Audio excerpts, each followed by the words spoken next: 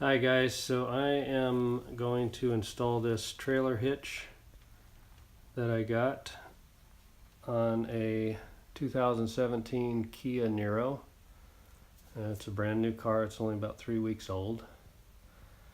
And I've got instructions here. I'm already finding that these instructions on the size of the socket that I need for some of the nuts is already wrong, but anyway, we'll get through it. All right, so I already removed these guys. There's 3 of them. This is the driver's side that this little panel I have to remove, and now I have to remove these 2 plastic nuts here. All right, I got the nuts off. Yeah, easy. That part was easy. Okay, that's step 1. Okay, the next step is to lower the muffler. So I got to remove, there's 3 of these rubber hangers that I have to remove, and I looked online on how to do that. Basically, you spray a little bit of WD-40, and then you use a pair of channel lock pliers to pop it off. So I'm going to try that, but I can't do that with one hand. Alright, I got 2 of them off. It wasn't that hard actually. And I've got 1 more to go in the back there. And I've got it supported by a jack. Alright, so I got the 3rd one off.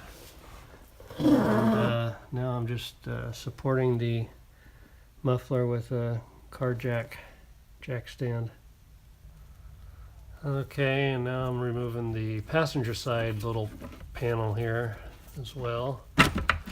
This one I don't think I have to trim, but I think I just have to get it out of the way so that you can access the screw holes up here. So there's 2 of them on each side. The driver's side panel, that one that's over there, I'm going to have to trim. And then I also have to trim this, where the hitch actually comes out. I have to cut a little notch out here, so I'm going to look into that. Okay, so it does talk about trimming this driver's side panel, and I couldn't really figure out what this was until I actually removed the panel, and now I can see what they want done. So basically, what I have to do is I have to trim here down, and I guess out to here somewhere. That's what I have to do. But before I trim it and just go by what they say, I want to actually get the hitch up in there and kind of really see how much of this I have to trim off, because it doesn't really give dimensions. It just says trim this area. Alright, so I have 1 bolt in on each side, and at this point I'm just trying to see what is going to be required for notching out right in here. And I realize on the back side of this there's actually a support bracket for this fender so that it doesn't flop. Well, it's not a fender, so it doesn't flop down from the wind.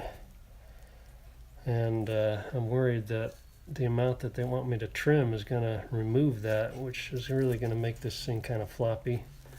So I'm not sure if I'm going to go for that. We'll see. Well, I'm still not sure, but I'm going to try. So what it really wants me to do is cut way back here, like 3 inches back, and this is about a 1/2 inch back right here. Well, maybe 3/4 of an inch.